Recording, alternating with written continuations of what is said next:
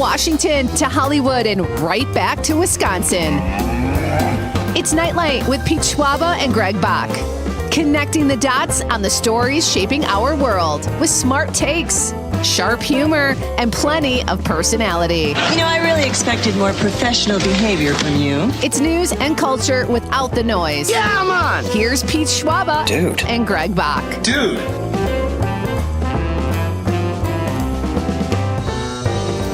Hey, Wisconsin. Welcome to Nite Lite, everybody. I am Pete Schwaba, sitting upstate from Greg Bach and Dom Lee. We will tell you where those guys are in just a moment, but we've got, Greg is adjusting his camera for those of you that are watching on the stream. You can't fix perfection, Greg. It was a great angle. We have an absolutely fantastic show for you guys tonight. Happy Monday, everybody. Wherever you're joining us from in the great state of Wisconsin, it is great to have you. And we hope to ease you into your evening. And if you're in the car right now, we hope to make that drive feel a little more relaxed. Right, Greg? Was that an accurate description of tonight's show? Yes. Perfect. That is Greg Bach, ladies and gentlemen. He is coming to you live from Radio Park in Racine. And Dom Lee working the board in Madison. Dom, do you miss me? I was there Thursday and Friday. It was great to hang in Madison with you a little bit. Is there the kind of depression that it can only happen when like a Schwaba leaves the room? Yeah, as soon as you left, I was like, oh man, my night was from an 8 out of 10 to now a 5 out of 10. I was getting really sad. I'm feeling it too, buddy. It's not just Schwaba, it's Dom Lee. When there's no Dom Lee in the Schwaba leaves a room. I'm gonna remember that. You'll know the feeling, Greg, when we get together and hang and do like I can't wait to see a Schwaba leave the room then. All right, cool deal. Exactly. Awesome. Hey, that was a dig. More to talk to. I'm just writing things down. I'm just taking notes, buddy. For I therapy love the secret later. legal pad you pull out whenever you're shuffling through something. We get those sound effects. It's old-timey radio, like, oh no, he's walking down the hallway. Here he comes. Good thump.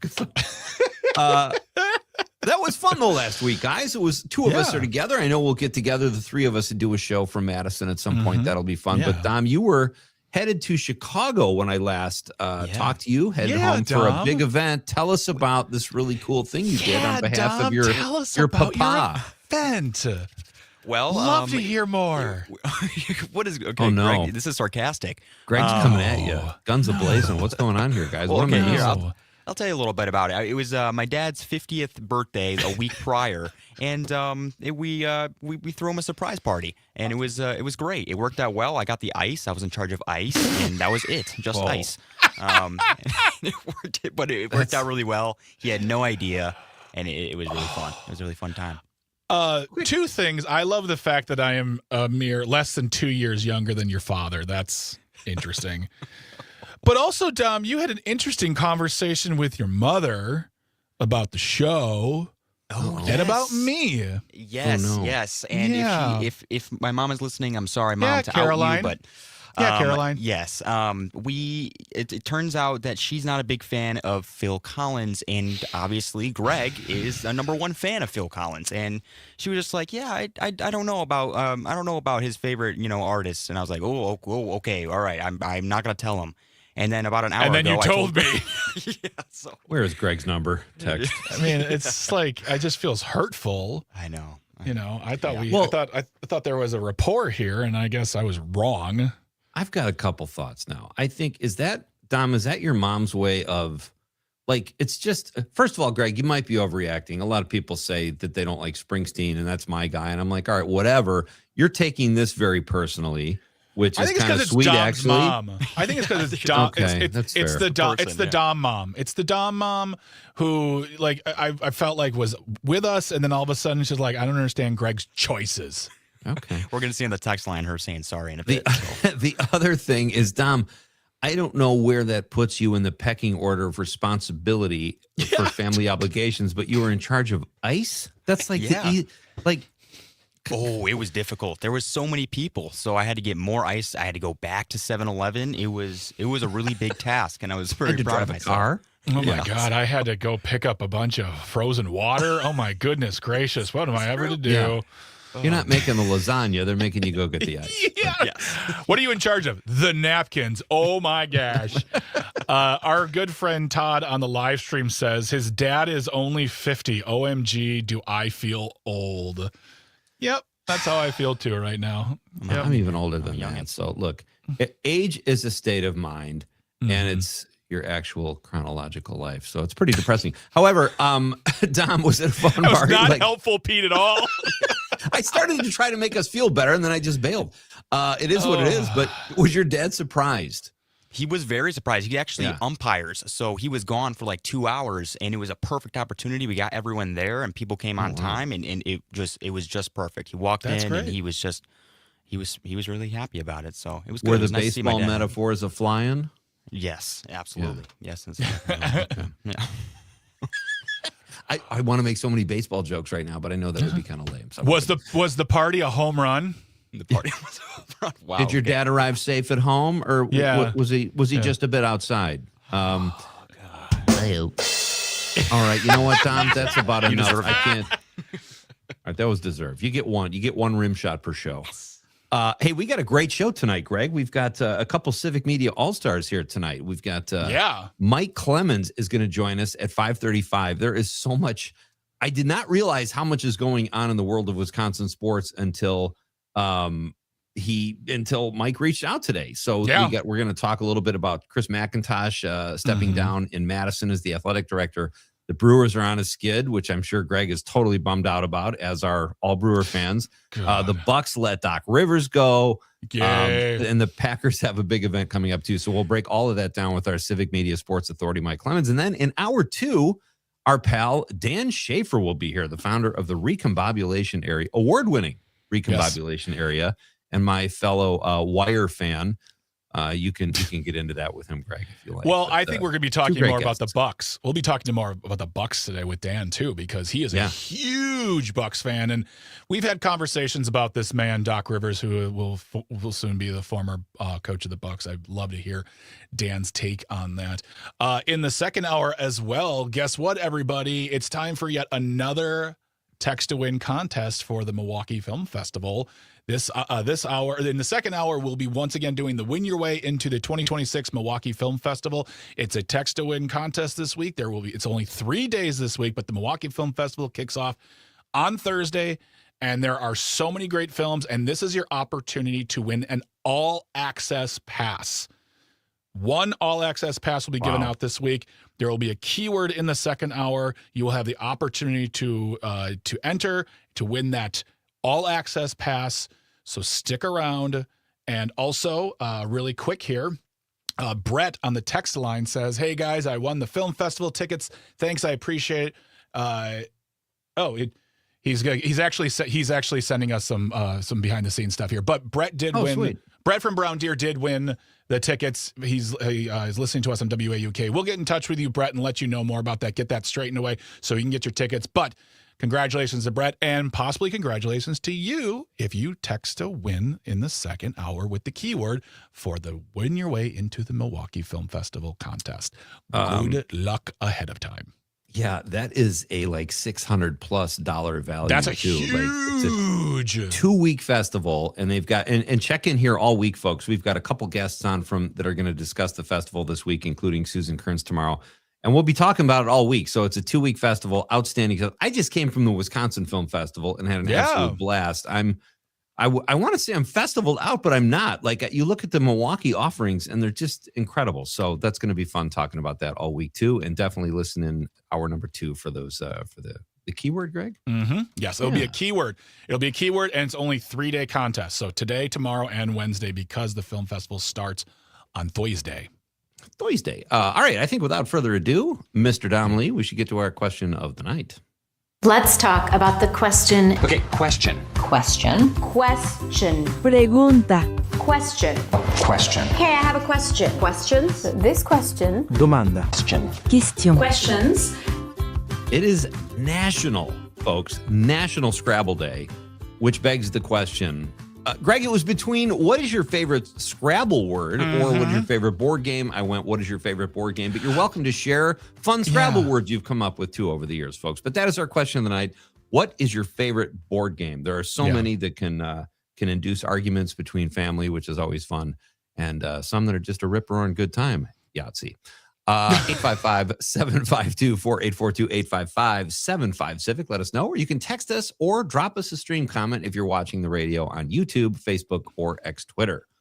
So there you go. There you go. All right. I feel like we've gotten all of the stuff taken care of. All the business. We should get to the news, the top 3 stories of the day. The first big story. So if you don't already know, the president of the United States decided to post a very interesting picture of himself on his Truth social media platform of social mediaing.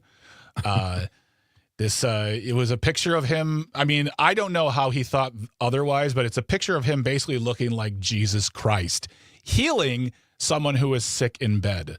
And people were unhappy, and it's not the people you think it was. It was actually a lot of conservatives, Catholics, Christians, Trump supporters, unhappy about this post. And I don't know, Pete, what version of this picture do you think he looked at where he said, well, it's me being a doctor, like with the Red Cross, right? That's what I thought it was. So for me, Greg, here's the thing. I think a doctor is more likely to have a comb over than Jesus, but that's ridiculous. How, like, what not irritates me is what I find so shocking is that this is what put many conservatives over the top. He's been blasphemous since he's been in office, even the first time with the Bible and the this and that. What now? It's got to be all this other fatigue that they finally have a reason to say, okay, this is too far.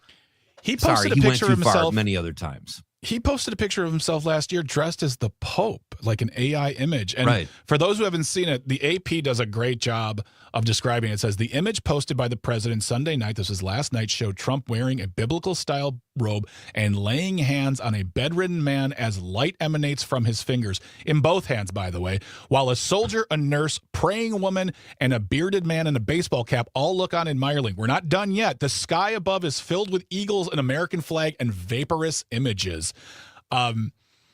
Yet he thought it was a picture of him working for the Red Cross.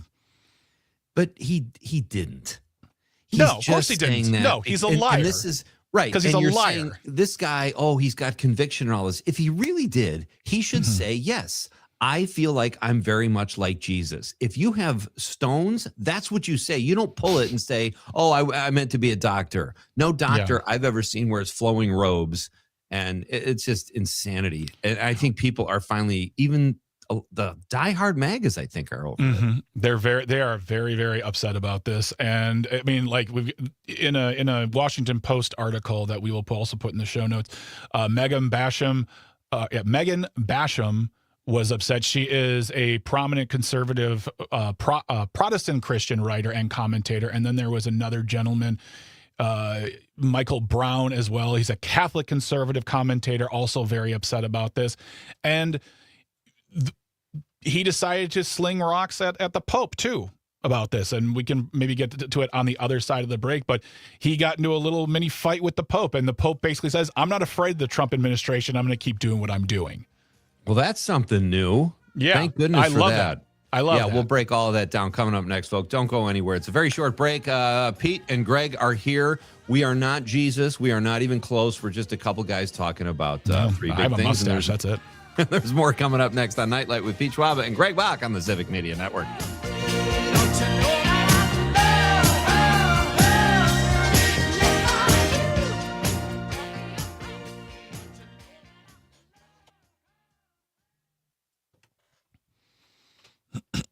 All right. Oh, that's funny.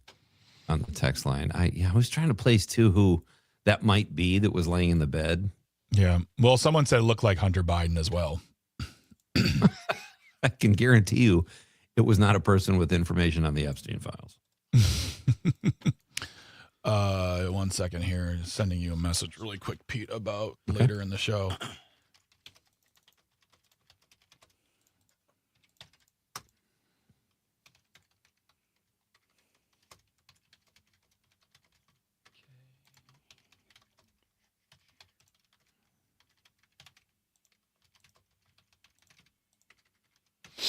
Oh.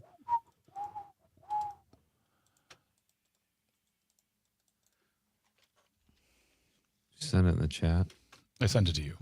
Excuse me.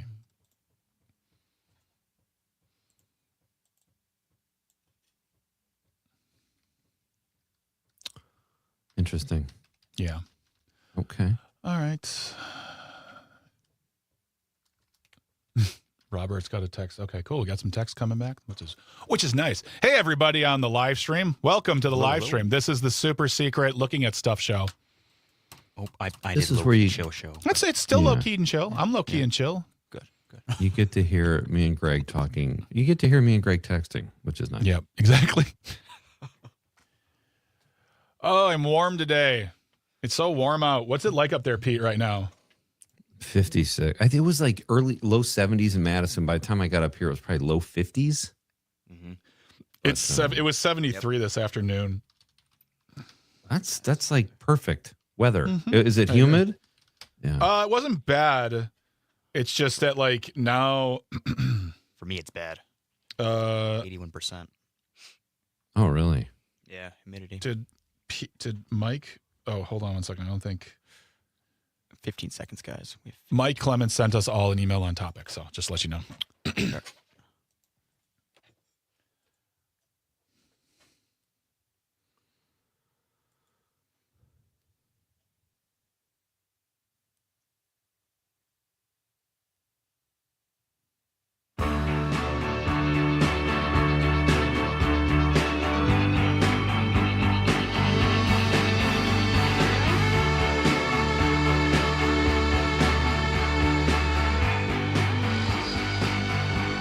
Welcome back.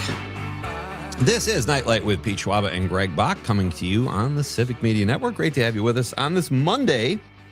Mike Clemens is coming up after the news, sports, and weather.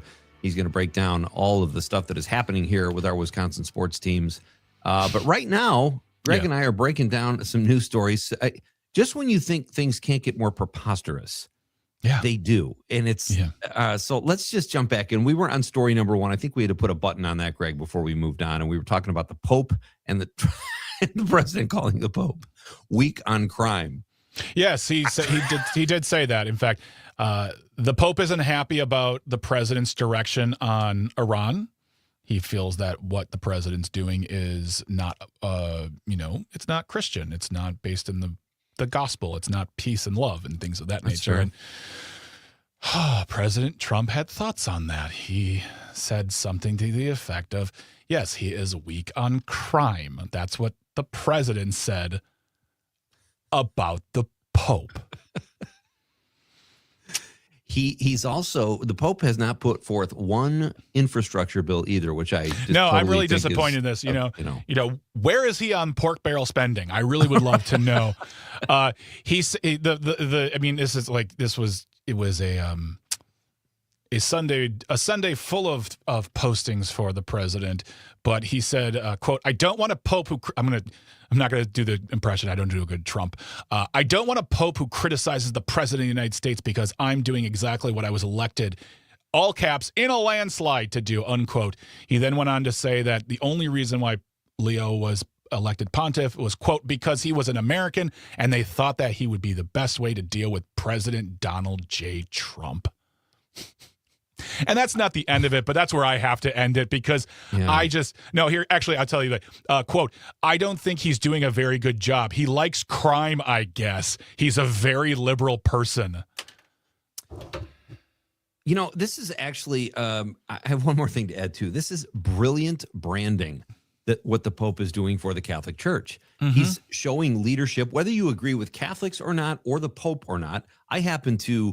The church is not as progressive as I am, but this Pope is a step in the right direction, I believe. And the fact that he's standing up to war is exactly what you think someone who follows the Prince of Peace should do. So I think it's something that could galvanize Catholics and give them a sense of purpose again, rather than just being, not told who to vote for in every case, but being led a certain way. This is just, the Pope is against the war, basically. And I find no problem with that. He should be. It's not weak on crime. I don't.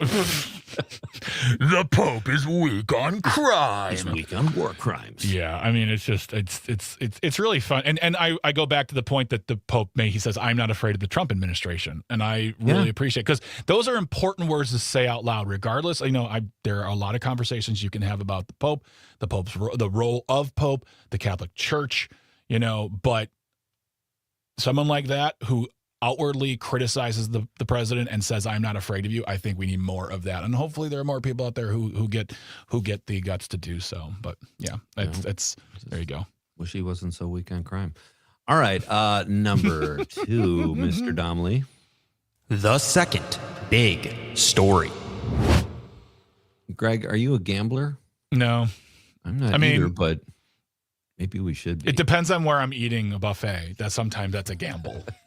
Like that's a gamble, but I can't really go to like Poly Market or Crush Soda. I don't know. Calcify.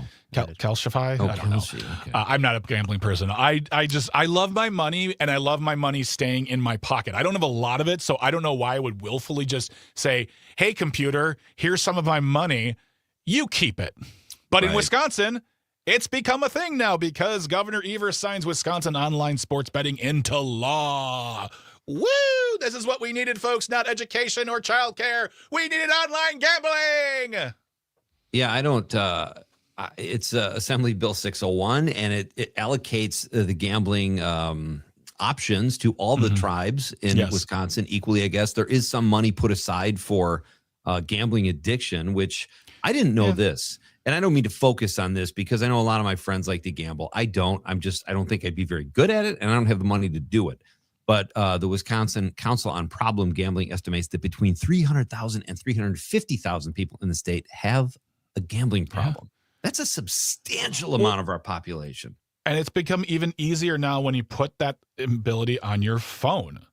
Right. You put it on your phone. There, like I was joking about before, you've got DraftKings, you've got FanDuel, you've got Kalshi, you've got Poly Market, you've got OTC betting, you've got tribal casinos. They're trying to build another one in Kenosha right now, a Hard Rock, which the mayor of Milwaukee is against because, Potawatomi said, "Hey, be against this or you don't get our money." And he's like, "Okay." But it says here in the story on 27WKOW.com, it says the bill had bipartisan support and the support of a federally recognized tribes of Wisconsin. The tribes sent the governor a letter on Wednesday encouraging him to sign this into law. Supporters say it will establish necessary regulations to protect people. Okay. But as we mentioned, FanDuel and DraftKings were against this. They did not like this. Probably because now there's other places people can bet. So follow the money, baby. Let's try to squeeze in our third big story because we got to go to a break soon. Yeah. The third big story. Greg, I love this. Alan Richardson makes the papers, makes the news for all the right reasons. He's on a couple hit shows. He's been in great movies. He kicked his neighbor's butt who was threatening him a few weeks ago. And now he is part of a new Netflix show that's going to lead a survivalist group. It's a competition reality show.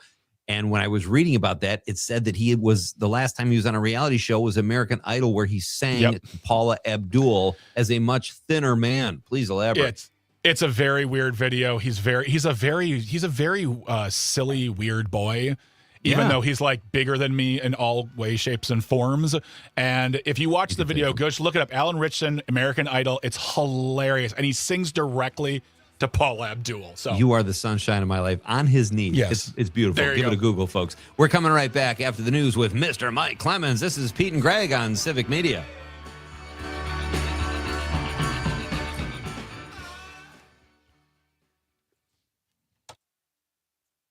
Alrighty. We are back. I'm going to call Mike right now. Okay. Do we want to have some sort of do we just want to be outward and be like, hey, we, in the 3 minutes we have left, so he knows what's going on, because I don't know if he sees like a clock that we have. So. Yeah, I think it would. There's no harm, I don't think, in telling him how much time we have. Mike's pretty good about that, even though, he's on his phone, but he's a profesh. For sure, he's a profesh. I can't remember. I remember. God, I love those records. Oh, I thought you were singing Phil Collins for Dom's mom. No, I was singing David Bowie Heroes, I was just teasing. the titular song from the album of the same name. You say that word? Titular, yeah, titular. You say it with the ch and not the t? No, What did I just walk titular. into? Okay. Okay, we have Mike, guys. We have Mike. What did I just walk in? Hey, You Mike. can't say that on the air. Oh, Hello, come Mike. on. Titular. Hey, I don't think. Nah, I'm calling the FCC on that. Okay, cool. Good knowing y'all. Bye. Oh, there's- man. I've got two bumpers. One about the Bucks, and I just sent you a list of topics. I don't know if Yeah, kind of we forgot got to it. do that. Thank you. Yep. Yeah, I just will call for one cut early, and it's Doc Rivers, basically telling us Friday night, yeah, I'm out of here. Yeah. So I don't, somewhere I saw a headline said he was fired. Like, I don't think so. So we'll talk he about wasn't that. fired? No. Okay. I'll Well, tell you- we'll I'll tell talk you about what I this. know, We'll and then talk you about this decide. on the air. We got to Yeah, I'll tell you. Yeah, Well, it's I'll about tell you. just asking questions. build suspense.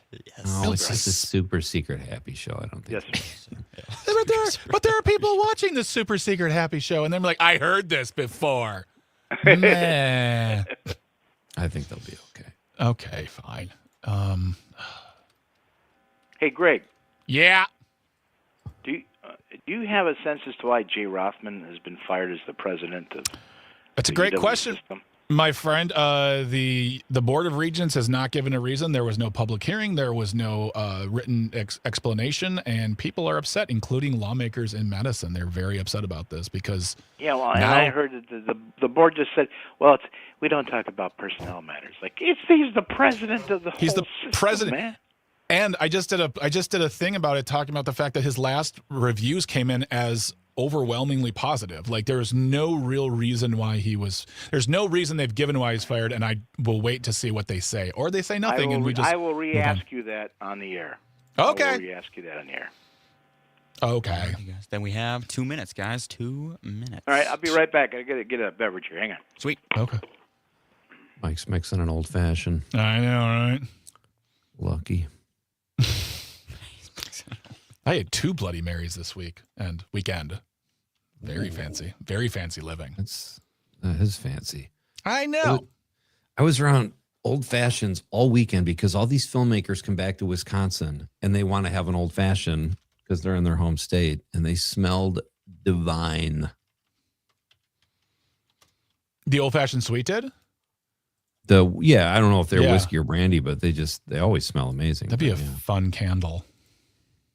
yeah, for sure. Or it'll make you drink too much. Yeah, especially sweets, because you can just like gulp. It's like a Long Island iced tea. It's like, oh, why don't you just give me Yes. sugar and booze? You could drink that after a workout to quench your thirst. Like that's how good they taste. It's not even. Mm-hmm. It's not even Dude. fair. When I was young, I was like 22, 23. I went out to a bar I met up with friends at a bar. I was late, and I was like, I need to catch up because I'm an idiot. And they said, have a Long Island iced tea. I'm like, I don't know what that is. So I drank 5 of them in 25 minutes. I didn't know what they were. I thought they were. Crazy. Yeah. And then when the 4th one was being made, I watched it. I'm like, oh, what have I done to myself? Dude, maybe this is a casual Friday story, but I've got a Yeah. Long Island iced tea story as well. Okay. Ooh, we can talk about drinking stories on Friday. We could. Yes, let's do that. That would be fun. Mine was horribly embarrassing, and I wasn't even the one that was drunk, but it ended up Whoa. that way. Sorry, guys. 15 seconds. 15 seconds. You don't have to be apologizing, Dom, for adding a whole lot of handsome to the screen. Oh, stop it. Well, Whoa.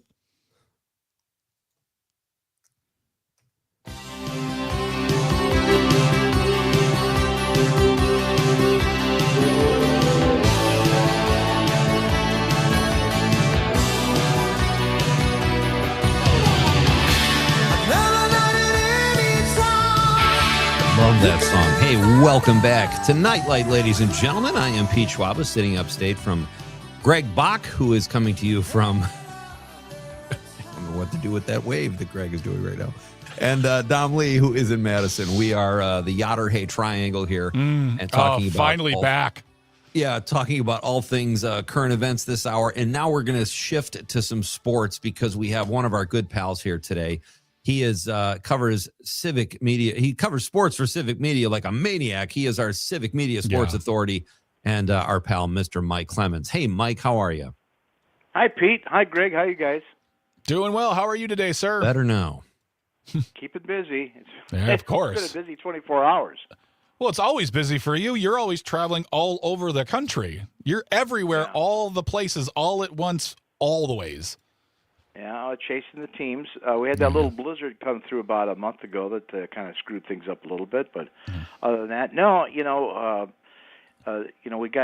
We were watching for this to happen. That Doc Rivers would be stepping down as the head coach of the Bucks after 2.5 years. I saw one headline that said he was fired, and I said, I'm not sure that that's it. I mean, a month ago, Stephen A. Smith, the commentator on ESPN, said, look for Doc Rivers to step down and retire at the end of this losing season for the Bucks because, a year of reports and drama about is Giannis want out? Is he going to be traded? Does he want to go to the Knicks or all those kinds of things? The injuries that they've had, going back to the Damian Lillard, torn Achilles and everything, and then.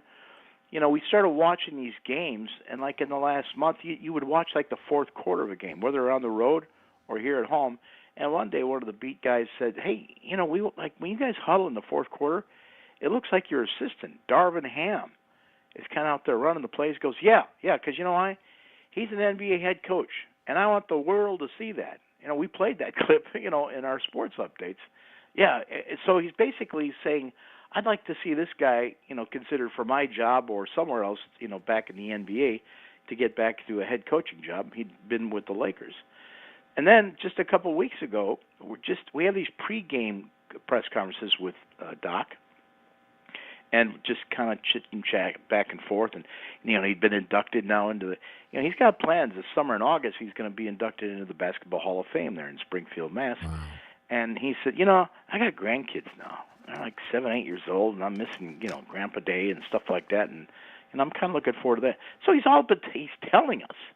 So does that sound to you like he was fired? Because I talked to him Friday night, last home game of the year. First quarter was unbelievable. I mean, they put up 38 points, and in the last 10 games or so, they've been, they've emptied the bench. They're trying to assess this roster. Mm-hmm. Guys don't get much playing time. How they look like. They've got this Cormac Ryan. Kid hit, 18 points in the first quarter. 3-point shot was going. And they were playing the kind of offense that Doc Rivers has been trying to get this team to play really all year, because he even said on record, look, at the start of the season, John Horst, the GM, and I knew that this wasn't that deep of a roster after losing Damian Lillard and the other things. They thought that Kevin Porter Jr. could replace that role as a shooter next to Giannis. He's been out the last month with a swollen knee that had to be scoped about a week ago, so he's been shut down. So they were, in terms of the injuries, they had so many more obstacles again in the whole time that Doc has been the head coach there. And so I talked to him about this first period, and all of a sudden he just went into this speech. Listen to this. You'll hear me ask him about how they scored 38 points in the first quarter against the Nets in their win Friday night. Doc, I wanted to ask, toward the end of the first quarter, how good was the ball movement, the passing? It was beautiful. It was unbelievable. Yeah, it was beautiful. I'm telling you, with this team, because we didn't, for the most part this year, have a lot of guard play. But when we played that way, when the ball moves and just in people's hands for a second, and it's just we made some plays today around the horn, passing unselfish plays. Like, it's fun to watch, if you're a fan, and it's fun to coach. And so it was really good to see. Guys, thank you, media, especially local media. This is all that's really here. I know I've been a pain in the ass at times. But really, you guys, I've always respected all of you guys. I've not, always handled you well at times because I'm always going to be fiery. And I was at times. But overall, you guys have been phenomenal. I think you covered me fairly. You've covered the team fairly. And that's all I can ever ask. I do have a bite when I don't think things are fair. And the fact that I've not had that with you guys in the 2.5 years tells me all of you giving me a fair shake and giving our team a fair shake. And that's really important. You guys don't understand that maybe right now, but when you get my old age, you will understand that. And so I really appreciate all of you. Thank you. I mean, it sounds like a guy who is on his way out. It sounds like a guy who's like checked out. And I mean, a fiery Doc Rivers. Mike, I've been listening to his post-game conferences for a while now, and he never seemed fiery at all. He always, in fact, there were times where I said to people like, it doesn't even sound like he cares whether they win or lose. Like when they lost, they're like, yeah, I lost, so what? Like I never felt personally like there was a ton of passion behind Doc Rivers. And I may be wrong. I'm not the world's biggest basketball fan, but it felt like, this was another stop for him, and now he's done and he's going to go play with his grandkids, which is great. But I never took him as fiery.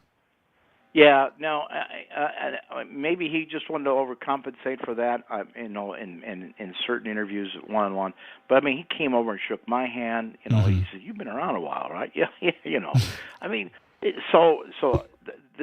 here's a guy who came in and thought, wouldn't it be great if I could finish my career? Because he was actually a consultant for the team before they hired him to bring him in. He'd also been, on ESPN, too, as an analyst as well. So with this Giannis stuff going on and off and on and off, and even the player Bobby Portis saying about a month ago, I believe on a podcast, so not officially at his locker, saying, this Giannis stuff is really starting to wear on all of us. And and then it goes to the next level, Greg, in terms of,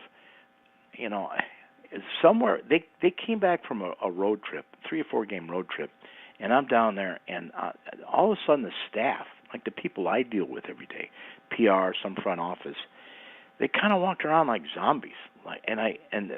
How are you, Mike? who are you people? I'm good. How are you guys doing? I realized, Peter Fagan, the president of the last 12 years, he's gone. Yeah. And you say, yeah, what about Brian, the new guy? I haven't met him yet. Okay. I mean, so there could be major regime change going on. Maybe what if Wes Edens leaves and they hand it over to Jimmy Haslam, and then he's already brought in a new president. Now, I've actually heard some pretty good things about Jimmy, who is the guy that's messed up the Cleveland Browns and some of their trade moves over the years. Oh, yeah. But whatever the case, we're looking for is ownership going to change, and then after that, are they going to stick with John Horst as a GM? And then after that, who are they going to hire as a coach? And then any decent candidate for a coach coming from the outside is like, well, what's your roster going to look like? Are you going to have Giannis or not? Mm-hmm. And which is also why the owners then told John Horst, you will sit this guy, okay? We don't want to see another blown Achilles. I don't care if he wants to play with his 2 brothers and if he's recovered from the hyperextended knee.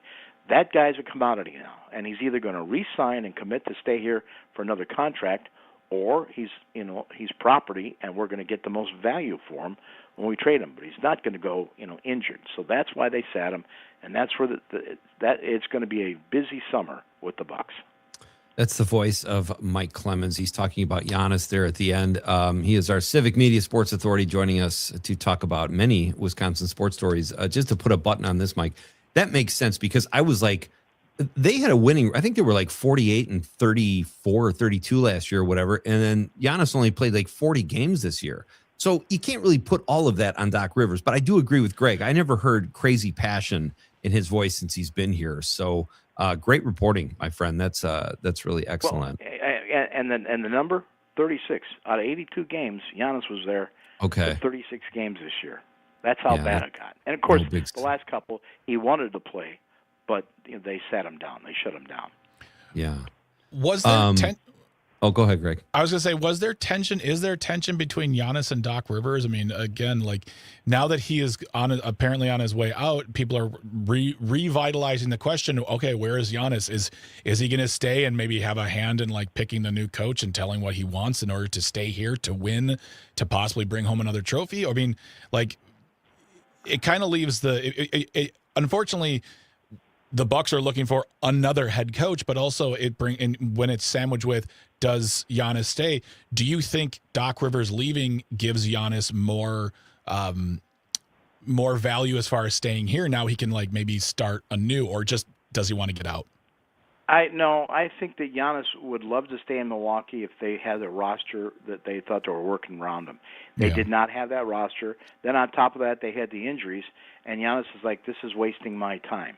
But whoever's going to be Giannis's new head coach has got a lot to handle there, because Giannis is a 14-year-old kid who just wants to play every day, and that's part of his problem. He's 31, and he needs to act like a 31-year-old player and not play for the Greek nation last summer and then wonder why his calves wear out halfway through the season. That's great. Mike, I know we have some other things we want to discuss. Maybe we've got to do a break in about 2.5 minutes. You want to give us an update on Chris McIntosh, another person who stepped down as the athletic director of UW, and then maybe we could do some Brewers talk after the break. But what's going on in Madison? BadgersExtra.com breaking the story last night about 6 or 7 o'clock that the athletic director for Wisconsin Badgers, all those sports programs, and over 20 programs, is leaving. And he's taking a new job being created at the Big Ten Conference. And so, I'm texting one buddy that's a former player, part of the alumni. He says, yeah, I'd heard something like this starting Friday, wasn't sure, but how about that?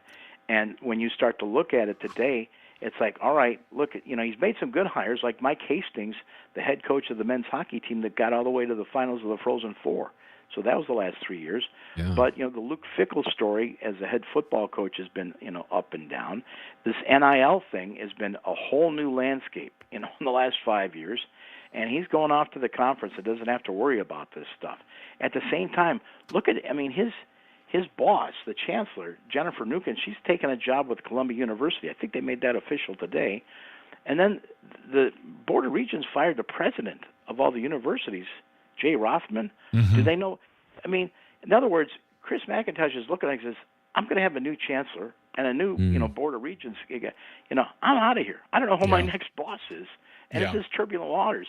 I think that's what's going on in Madison. That's crazy because, as an alumni and a player, it seems like that's the dream job. And what he's going to do for the conference seems so kind of vanilla. But I guess if you're a climber, maybe he has more opportunity there. But and the decision makers are done. And I asked, well, is Barry Alvarez going to get involved? Like, no, Barry's retired. He's in Florida. He's got tea times. He's got grandkids. Yeah. All right, great stuff. Mike Clemens is here, folks. Civic Media Sports Authority, and our pal. And when we come back, I'm sure Greg is going to pepper him with questions. Get that baseball reference about your Milwaukee Brewers. We're coming right back on Nite Lite with Pete Schwaba and Greg Bach on the Civic Media Network. Says I am the greatest. That is a fact. But even I didn't know I could pitch like that. Says I am the greatest, that is understood. But even I didn't know I could pitch that good.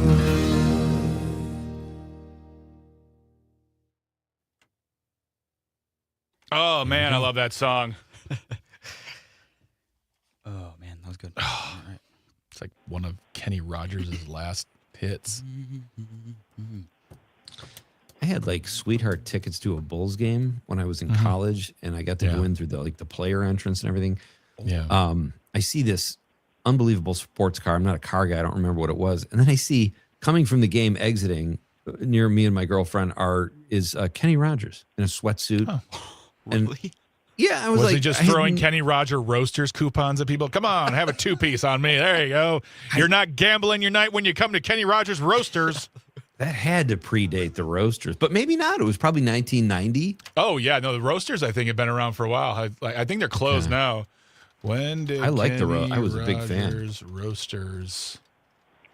How much time we got? We got about 2 minutes. 2 minutes. Okay, when Krispy Kringles were opening up left and right and really hot franchises about 20 years ago. The Krispy Kreme, you mean? Of mine, Krispy Kreme. Yes, Krispy Kreme. Thank you. A buddy of mine that was running a cluster of radio stations for Saga in Des Moines said, hey, if a Krispy Kreme opens up your market, it's quite the thing. So I was doing the morning show with Dan and Jane, and so I, took a cell phone and went out there. And sure enough, they had this line 6 blocks long, and later I figured out I think they had actors and stuff like that, but they drew all this media, and then out there was this van, and I asked this one PR person, I said, "What's out there?" He says, "Well, that's Kenny Rogers' van. He happened to be in town last night." I go, "Get out of here! Come on!" And then just right before the show ended at 9 a.m., somebody said, "Hey, they're rousting about in that concert bus over there." So I walked over to it. The door opens, and it's Kenny Rogers coming down. He got 6 boxes of Krispy Kreme, and then come back to the bus for the band. And then later somebody said, he's a franchise guy. He's got a piece of this. When they were opening up one in West Dallas. But I remember. Does that sound like some sort of a weird dream? Like you went home drunk and you dreamed that Kenny Rogers was there in the parking lot, get 6 boxes of Krispy Kreme. Those were so good when they would come right off the. Oh, dude. Yes. There's a melt. There's a place. There's a place in Kenosha that has hand dipped like fresh made donuts, and it's really good. The problem is a fresh handmade donut is very hot and very messy. Oh, no. And they didn't hand us napkins on the way out, and we didn't even think twice. So we got in the car and we're like, I'm like basically eating my hands because they're like covered in donuts. But Kenny Rogers Roasters opened August 1991, closed at the last day of the year in 2011. So it was around for 20 years. All right, guys, we have 15 seconds. Same with Boston Market. Yeah. Oh, it's so good there. Mac and cheese.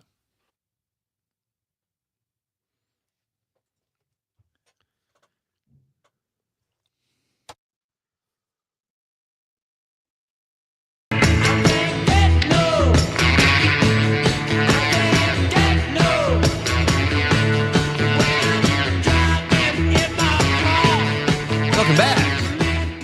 All right, now you got me pumped up, Dom. Sitting in my car all day, little stones. Now I'm ready to go. That's the goal. I don't know what I was doing before, guys, but I'm with you now. All right, this is Nite Lite with Pete Schwaba and Greg Bach. We are talking to our pal Mike Clemens, who does an outstanding job covering sports, and he's been a busy guy this weekend. Mike, I think you need a couple of assistants with all these stories going on right now. Tell us what is going on with Greg's Milwaukee Brewers, a 5-game skid. Not good. Oh, God. Yeah, and I mean, there was a whole thing last year where the Brewers never lost more than 3 in a row. Now they've lost 5 in a row, and that's the first time that's happened with the franchise. I think in 3 years, first time since they've lost a series, been swept by the Nationals since 2011. The Nationals came into town, and they were kind of playing some Brewer ball. You saw them very aggressive on the base runnings. A couple times, though, the guy would get caught in a pickle and get thrown out because the Brewers' infield is so good. But, the bats started going silent in the last week or so. But the road trip that they had out against the Red Sox and then coming home this weekend. And, at the end of the game last night, Pat Murphy went back to just saying, look, man, there's no Jackson Churio here right now. He had that fractured hand. And Andrew Vaughn, first baseman, another, long ball hitter. He's been out with a fracture in his hand. So they'll be coming later. In terms of the rotations, like, leverage pitchers like Jared Koenig, a starter like Quinn Priester, Rob Z, they'll get some of these guys back. So they've had a number of injuries. And then at the end of the game, and you saw Christian Yelich exit after an at-bat. He's got a hamstring now. I don't know how bad it is, but he was going in for an MRI after yesterday's loss to the, and it looked like the Brewers were going to come back. Jake Bauers crushed one out to right field, and I thought it was going out. Yeah. And then it fell about 3 feet short of the wall, at the warning track. So they had the bats. The hits just weren't falling in the right places yesterday. They just kept losing their leads and blowing ties, and like they only one game where they got smoked. The rest of them, there was some decent hitting and there were runs coming in. They just couldn't keep up. And I'm watching a game where they're losing, and then they come up to tie, and then they just start losing again. Or the other night where it was 3-3, and then boom, I look, it's 7-3. Like it's like it feels like a systematic failure right now, where it's not just the bats or the pitching; it's a combination of both. And as you said, with early on injuries now. We're already looking at Christian Yelich with, getting an MRI. We're looking at it just feels very off-putting that to start so strong and now we just boom, like kind of lose it all in the matter of a week. Yeah, but at the end of the day, you talk to the starter, Brandon Woody, after the game yesterday. He's like, pump the brakes. We're not. The wheels aren't falling off here. And although, it's not like we've lost 5 in a row around here. This is pretty normal baseball for April, and for the kinds of things that are going on. And we'll find ways to circle around. Now they got a good team coming in tomorrow night. It was in the World Series, the Blue Jays. So they opened up a series against them Tuesday, Wednesday, and Thursday at home before they have to go back out on the road. But it's to me, it's just a sense of they just weren't getting the breaks that they usually get. Because other than that infield is unbelievable in its defense. And Joey Ortiz, he had a chance to be the hero the other night. He grounded out with bases loaded. Could have won the game. And that's why he bats ninth.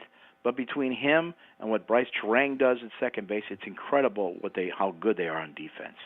Yeah, it sucks to watch them go from first place. Now they are in fourth place, and that's not fun. But baseball, but they're just only started. a game out of first too, though. You're right. The standings. It's like right now the standings are really weird because Cincinnati, St. Louis, and Milwaukee have the same record, but because of the percentages, they are in fourth place, technically tied with the Cards.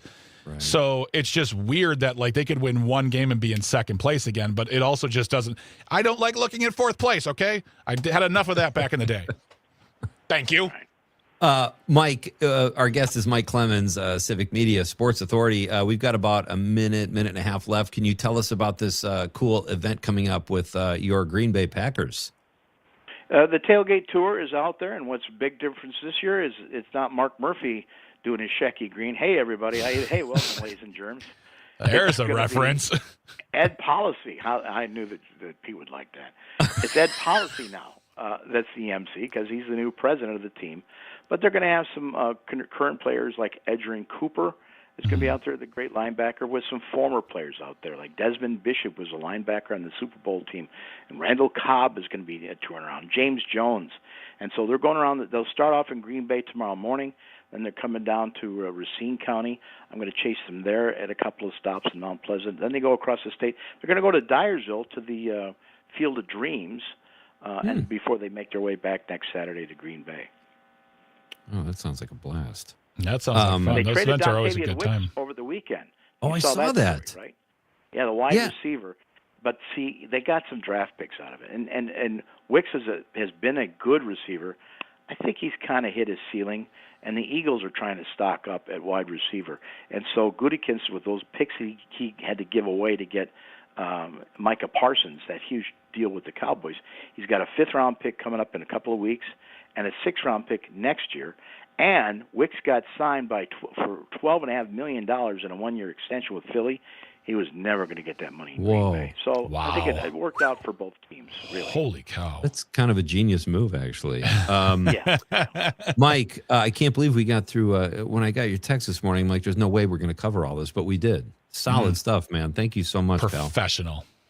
You bet, boys. Have a good. I appreciate the show, and I'll have reports for you from the tailgate tour on the road this week. Thanks, Outstanding. Mike. Thanks, buddy. All right, Mike Clemens, folks, follow him on Twitter at Mike Clemens NFL, and he does such a great job.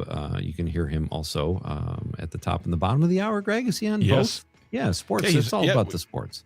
Yes, you can hear sports stuff with our news weather at the top and bottom of every hour from 6 a.m. to 5:30 p.m. In a related story, not so much, it's National Scrabble Day, ladies and gentlemen. Share with us what your favorite board game is. That's our Nite Lite question of the night. I'm Pete Schwaba. He's Greg Bach. We are coming back after the news to read your texts. We'll be right back.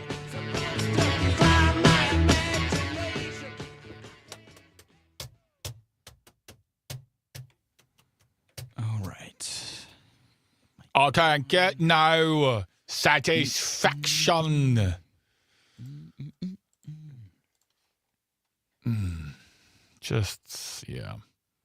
Mike knows his stuff, man. Very impressive. Yeah. Oh, he's very impressive stuff. Yeah. Great.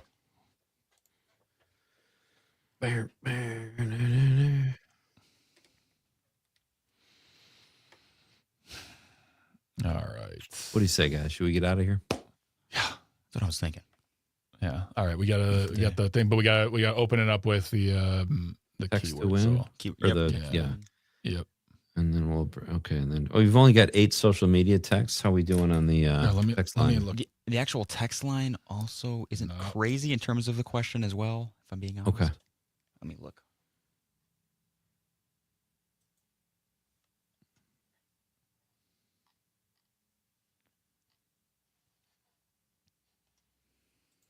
I can't get no satisfaction. Yep, I only have one, so it's not like I don't have a lot here. So Okay. The Monday blues. looks like someone has a case of the Mondays. The best reaction on that is the Michael Bolton character just looks at her, gives this like, oh my gosh. I used to work at Blockbuster a long time ago, and we had to watch a training video. And at one point, it was like here's how you don't, harass your coworkers and make sure you blah, blah, blah, whatever. And we were watching this video, and at the end, we all just raised our hands. And he goes, are there any questions? We all raised our hands. He goes, yeah, the lady in that video is the woman who says Case of the Mondays from Office Space. She did the video as well. And we all just put our hands down like, no further questions. Oh, it was amazing. I think my favorite are the Bobs. Oh, God, yeah. I wouldn't say I'm really missing it, Bob. Oh, that's terrific, Peter. So funny. All right, I will be back in a couple minutes, gents. Okay. All righty. We get about 4 minutes. Use the restroom. That's all the information you need. That's all the info. I didn't even ask for that. So I'll text you for some more. I'm an open book. Text you for some. Keep us apprised.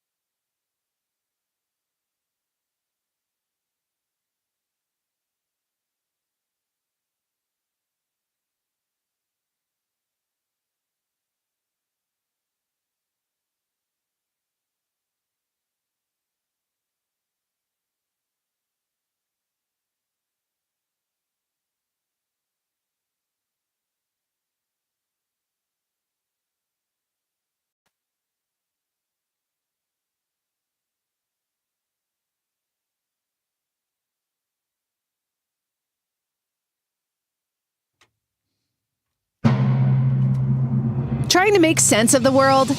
You've got Nite Lite with Pete Schwaba and Greg Bach. Call our toll-free number now. Headlines, culture, and real conversation. And now, our feature presentation. Here's Pete and Greg.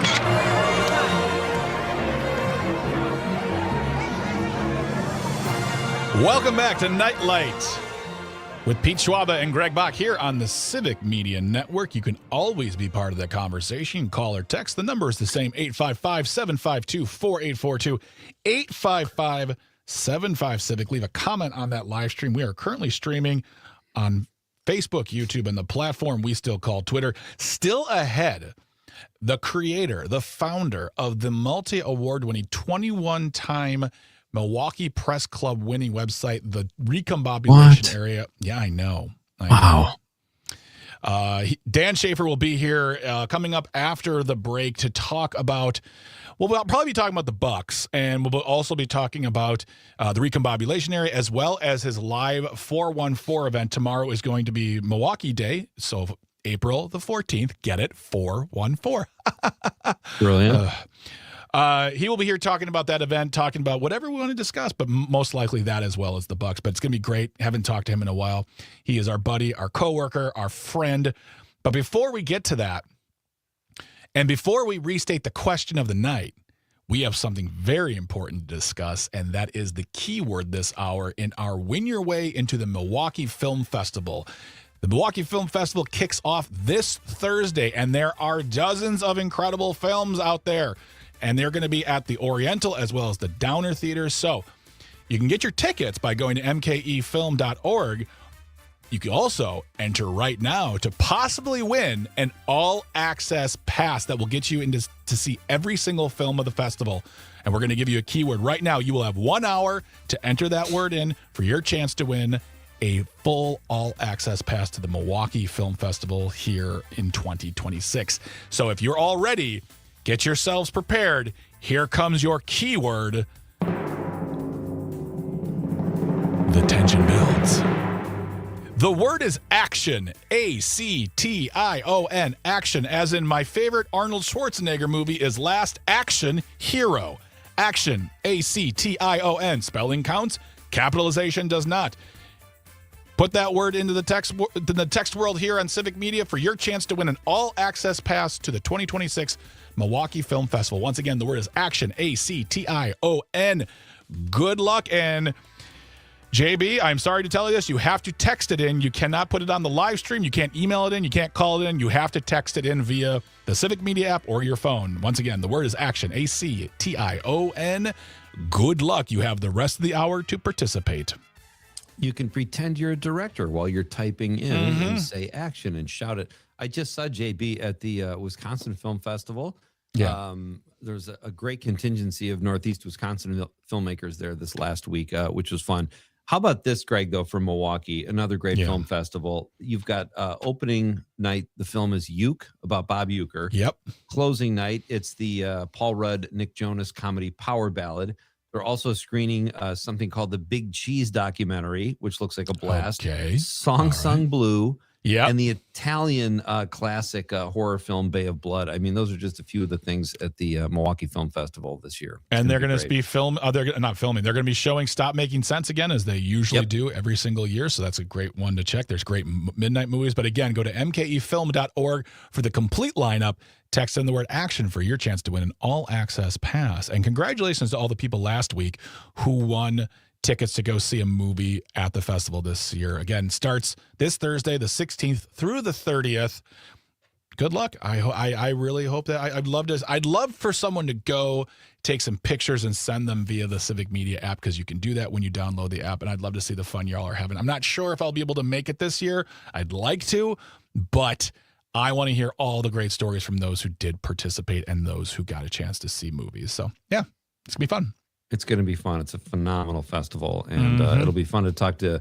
Maybe we'll talk to Dan a little bit about that. Greg, who knows? You don't know. When Dan Schaefer swings by, the wire is on the table. I don't want to get you two arguing about that because you're Milwaukee brothers, but he already knows I'm not a fan, but it's fine. You guys can talk about it. I'll take a break. I'll go under my desk and just sleep for a little. We talked about it on Matt and Aaron Air. Okay. Yeah. But I'm just curious, did you just say that in conversation, or did you know he was a big fan, and did you kind of pick a fight with him? Well, first of all, I don't pick fights with people because I'm not a child. Also, Mark from Prairie du Sac, you misspelled the word. So just want to let you know, you got to text him. Catch. Spelling counts, Mark. Spelling counts. No, I didn't pick a fight. I'm not trying to pick fights. Like, my whole thing is, if you like something and I don't like that thing, that's fine. Unless you're Dom's mom who doesn't like Phil Collins, then I have a problem because I felt like she specifically called me out. That's what I not going to She age did. well. She did. Yes. No, but yeah, I don't. I mean, like, look, I think I said this before. I understand why The Wire is considered one of the best TV shows of all time. I'm not disputing that point. I'm just saying, for me, it wasn't my jam. That's it. I know. I'm just teasing. It's fun to have a spirited debate. Pete wants to start a fight. He wants to start a fight. I love it when someone doesn't like something that's popular. And I think I'm on your side, Greg, however, when it comes to Dom's mom. But she was so irate about your love for Phil Collins. She grounded Dom when he was home for the weekend. Man. I don't think that was fair. She took the ice and she threw it in the trash and said, "No son of mine." Yeah. Which is actually funny because that's the name of a Genesis song, "No Son of Mine." But that's, sung by Phil Collins. Yeah. I thought I did a good job. Yeah. You did a great job. We got those. Did you texts walk coming in with the bags and she's going, "Ice, ice, baby, bum, bum, bum, bum, bum, bum"? That's exactly what she was doing, too. She's like, "I'm proud of you, Dominic. I'm proud of you." Sounds like. Oh, weird. All right. So, Now all of a do you guys sudden, want kindred spirits. Do you guys want to restate the question of the evening? Yeah, why not? What are we Let's doing? do that. Let's do it. Let's talk about the question. Okay, question. Question. Pregunta. Question. Question. Hey, I have a question. Questions? This question. Domanda. Question. Question. Questions. The question of the night is, it's National Scrabble Day, so what's your favorite board game? Again, 855-752-4842, 855-75-CIVIC. You can call or text that number.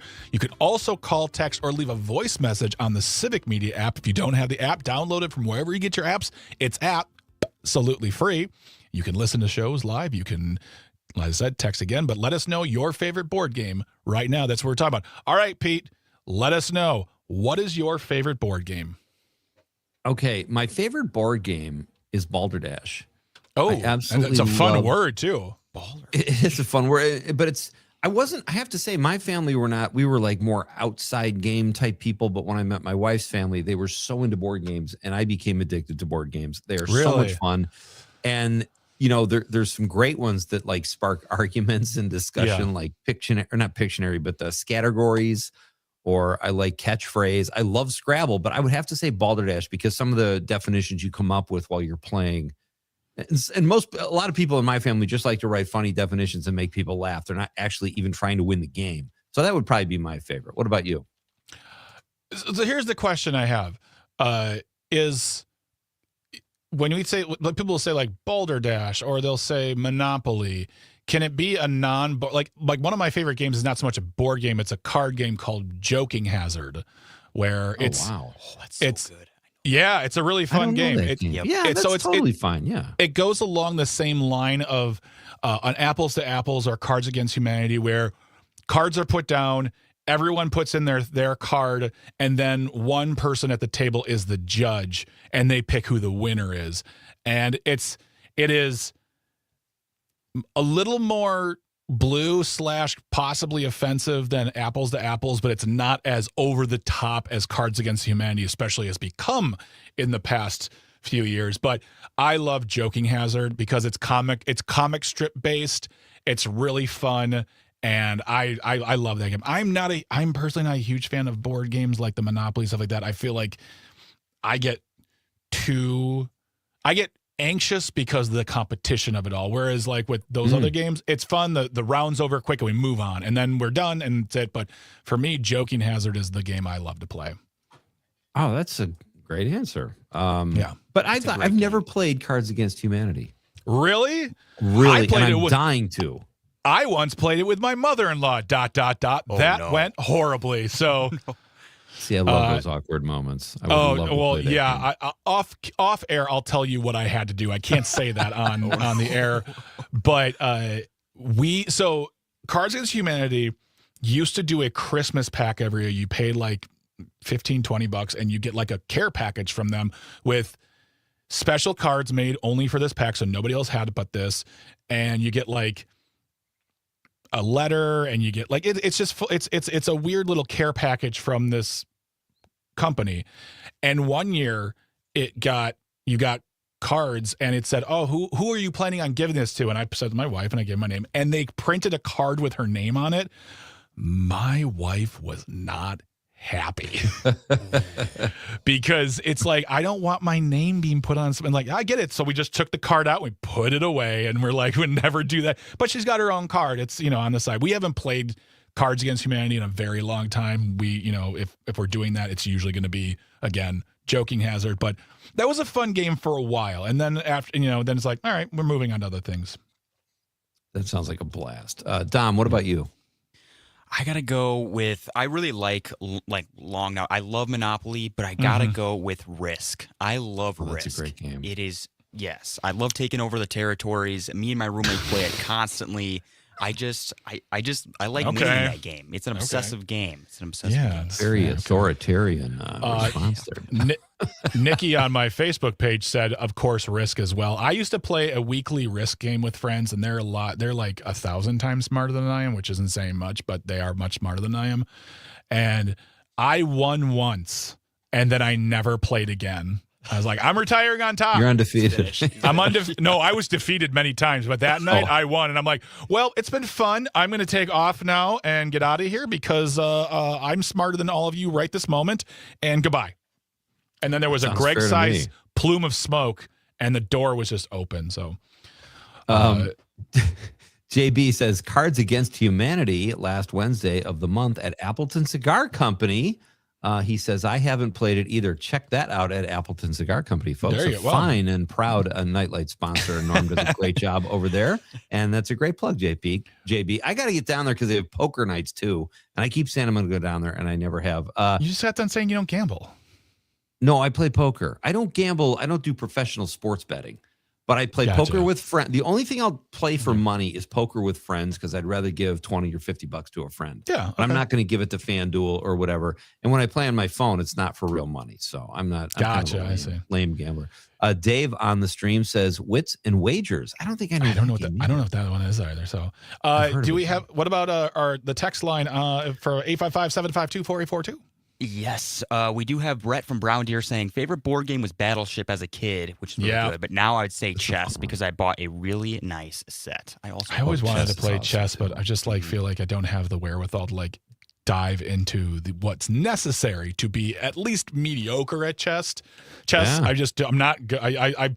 Again, I get very anxious. I'm like, I'm just going to, here you go. You win. Here's my queen and my king. You go take those home. It's fine. Chess is a fun game too, though. Chess is, it's very interesting to watch people play, believe it or not, because when you're watching these masters playing, you're trying to understand what they're thinking about, and you can't because they are just absolutely out of this world, brilliant at what they do. But I thought I said chest. Was a great game. You did say chest because I also said chest as well. But that's the way radio works. We can't take it back. No take back there. But don't go anywhere, folks. Right after the break, come on back, grab some water, grab some snacks, because we'll be talking to the founder of the Recombobulation Area, our friend, Mr. Dan Schaefer, about 414 Day, most likely the Bucks, and Pete wants to start a fight about the Wire because that's who he is. But don't go anywhere. You are listening and or watching Nite Lite with Pete Schwaba and Greg Bach here on the Civic Media Network. Stay tuned. Stay close.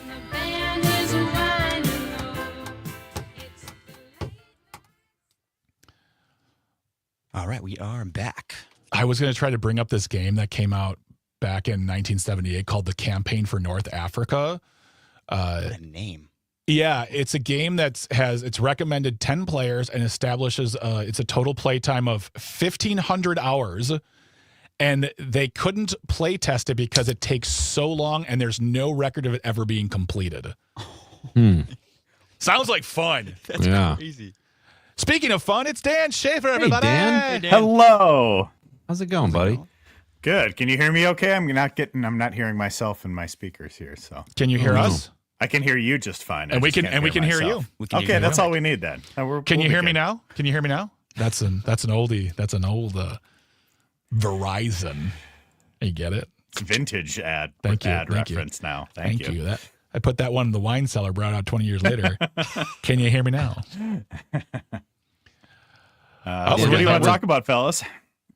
I think we should we can either kick it off with 414 Day, or we can just kick it off with what's going on with the recombobulation area. Mr. 21 award winner now. Oh, yeah, whatever. We'll talk about tomorrow. Okay. That's right. And just to clarify, I didn't find anything about this, Dan, so I think you have nothing to do with the start of 414 Day, right? I do not. Okay. Correct. But I will have the founder of 414 Day will be there at the event tomorrow. Oh, so that's when you lie, Dan, and you say, yes, it's all my idea. It's entirely my doing. I am the entirety of the city of Milwaukee. Milwaukee is me.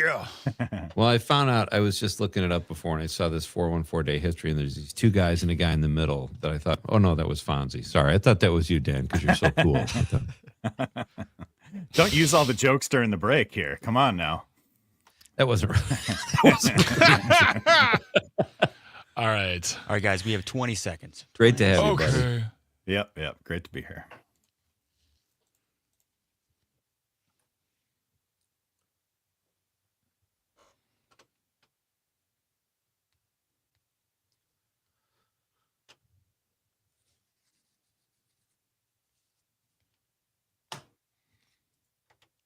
It's times like these you give and give again.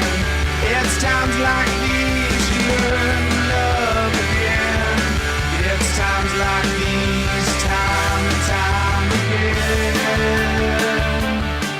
Welcome back to Nite Lite with Pete Schwaba and Greg Bach here on the Civic Media Network. You can always be part of the conversation. Call or text. The number is the same, 855-752-4842, 855-75-CIVIC. Leave a comment on that live stream. We are currently streaming on Facebook, YouTube, and the platform we still call Twitter. Still ahead, we have the nightcap wrapping up the evening. Don't forget, the keyword in our Win Your Way into the 2026 Milwaukee Film Festival is action, ACTION. Make sure you spelled it correctly. Spelling counts.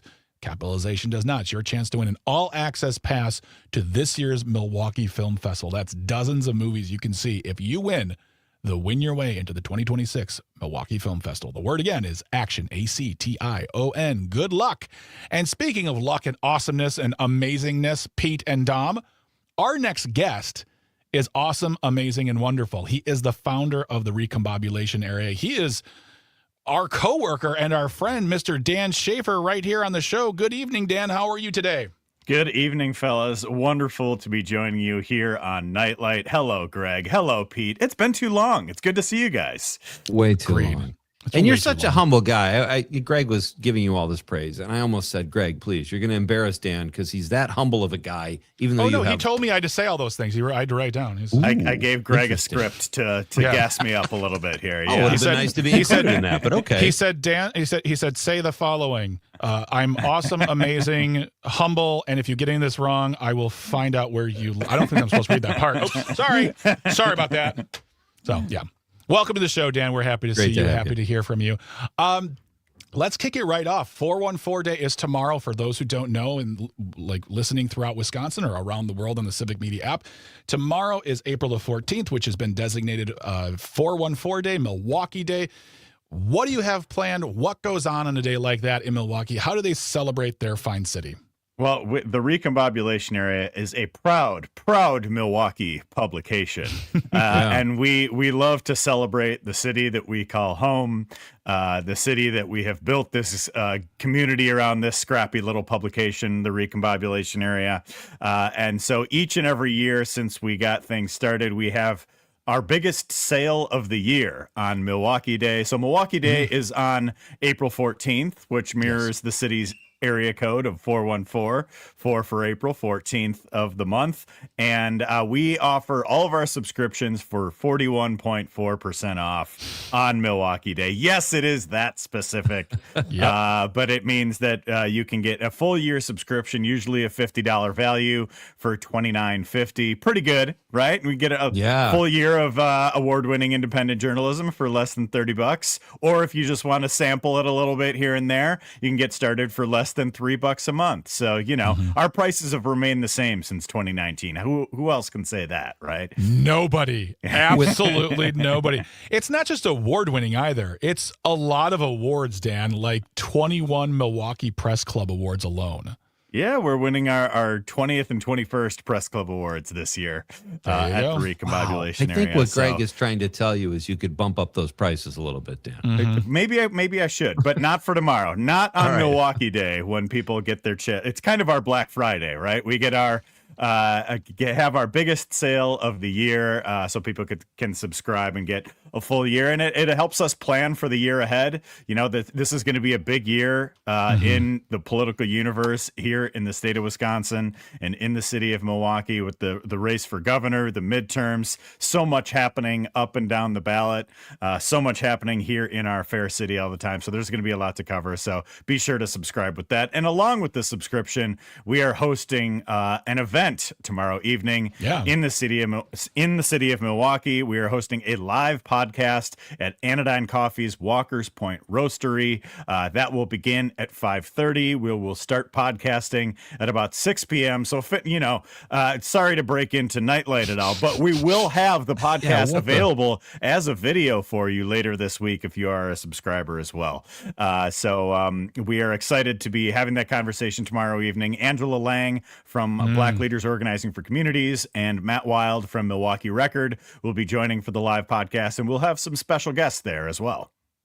Do you want to talk about who one of the special guests might be, Dan? Like who maybe the catalyst for the whole day, or would you rather talk about the bonus you'll be offering tomorrow? Well, we can talk a little after the break here too, but we have the founder of Milwaukee Day, one of the founders of Milwaukee Day, Andy Silverman. He and a couple other of his friends founded this holiday back in 2010, and it has grown to be the glorious celebration that it's become. So we will be talking about those humble origins of Milwaukee Day, getting the backstory, the prequel to what we are celebrating now on Milwaukee Day. I've been trying to found Waukesha Day for February 26th, and nobody will take it because they're like, that's not how it works. It's 262. And they're like, you can't do it British style. I'm like, okay, fine, whatever. So my plans have failed. Again. I saw that Madison was kind of flirting with trying a June 8th.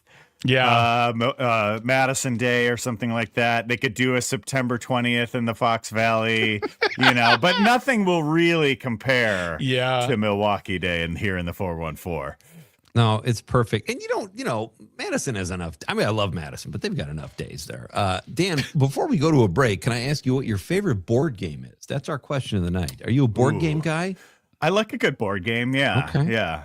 I would say I'll go with the classic. I'll go with Monopoly because it's got some family. Okay. We used to play Monopoly every year after Thanksgiving. After a long meal of hanging out with each other, we'd just play the longest possible board game right after that too. Which makes nothing but friends with each other afterwards, by the way. Exactly. Just hear me out. The recombobulation area of the board game. Oh, I like it. I want it. Okay. I like it. All right. Pete's telling you to do some more work, Dan. That's like, create this, would you? I want to taste. That's all I'm saying. Wet that beak, baby. When we come back, we'll be talking more with the founder of the recombobulation area, Mr. Dan Schaefer, about the history of 414. And if we get to it, too, we might get his feelings on all the news coming out of the Bucks organization. But to find out, you'll have to stay tuned. You're listening and or watching Nite Lite with Pete Schwaba and Greg Bach here on the Civic Media Network. Stay tuned. Stay close. It's times like these you learn to love again. It's times like these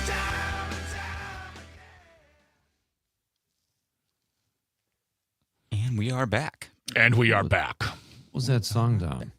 That was the Foo Fighters. Times like these. Oh, okay.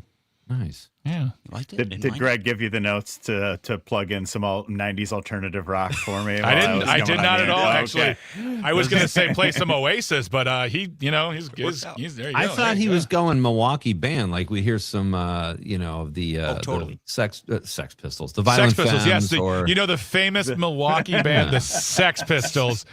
Little known band from Burlington. They're known as the Rolling Stones as well. Wow. You know what, Greg? I corrected Yeah. my. You know how many times I hold back on you on this show? I'm just saying, if you want to bring it, baby, bring it. I corrected myself. How many? Really? When you called the game chest? You called the game chest, and We I both said did. chest. We both did. I was We both listening. did. We both. Oh, yes, a second. Yeah. Was that an official recombobulation area stance, Dan? The chest thing? Greg I don't. hates the wire. Hey, Greg I don't hates want to the get in wire. the middle of it. I don't want to Greg get in the hates the middle. wire. That's all I'm going to say. Oh my God. Oh, wow, Greg, wrong again. We've been over this. Okay, I'm not getting into this. I'm not getting in this argument. I didn't start, by the way. Okay, thank you very much. Matcha. Oh man, I am so warm. It is so warm in this joint.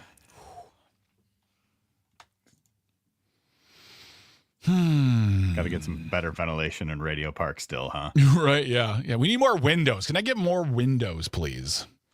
Are there windows? It looks like it's a windowless. Oh no, studio. it's so like there's a window right here and here, but this is just to see into the other studio so I can see what's going on. I mean, it's great because it's covered in sound conditioning and whatnot, and I love this room. Like I used to do the old show in the other room, and then our tech producer would be in here. But when we started this show, or when I came to this show, I'm like, I might as well just be in here. There's no point in me being out there because I got to control this board anyway. So one less snafu of technology. So nice. You ever look through that window and see Rich LoCascio just doing wrestling moves or practicing his announcing? I mean, from here I can see his desk. Wow. But he's not here. He's listening, So, though. I hope so. He's a fan of the show. He is. He wants to talk about He WrestleMania. always texts for the question of the night, too. Yeah, he's awesome.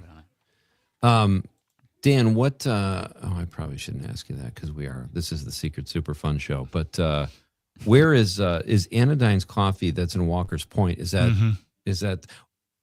It's. I have a question I want to ask. It's you on second. It's like between 2nd and 3rd Street on Bruce. Okay. Bruce. I used to go there a lot back in the old club days because it was right there. It was like very close. Is that by Comedy Sports then? Mm-hmm. Pretty Yes. close, Okay. yeah. Yes. I was actually just at Comedy Sports on Saturday. I was their guest. I know. I heard. Oh, I wanted to sweet. go. There. I wanted Yeah. to go. But we were out of town. We couldn't be there. I've done that show so many times. I love. It's a very fun crowd. The Laughing Liberally show. Mm-hmm. Yeah, it's a good one. Yep. Oh, nice. My son's a Comedy Sports guy. Nice. Nice. Me too. That's where I got my start 20 years ago this year. Wow. Is that how you met Tom Clark? No, I met Tom through stand-up. Okay. Yeah. And my mom just sent me a text. She goes, "Do you know who Tom Clark is?" I'm like, "Yeah, I know. He's a great guy." She saw him in Arizona when she was out there, and Steph opened up for him, and she's like, "Oh, I wish I would have said something to him and said, like, I know you." I'm like, "You can see him next year because he'll be there next year most likely. And so will she because she is now an Arizona snowbird." That's awesome. All right, guys, we have about 1 minute. 1 minute. Okay.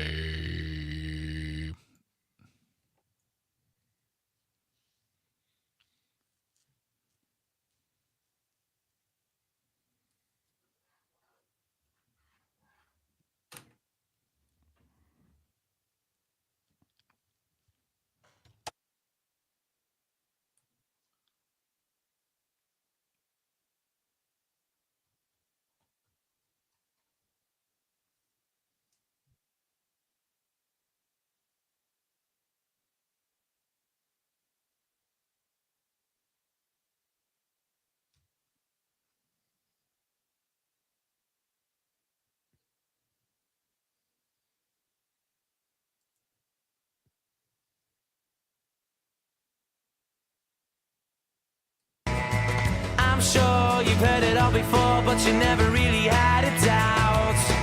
I don't believe that anybody feels the way I do about you now.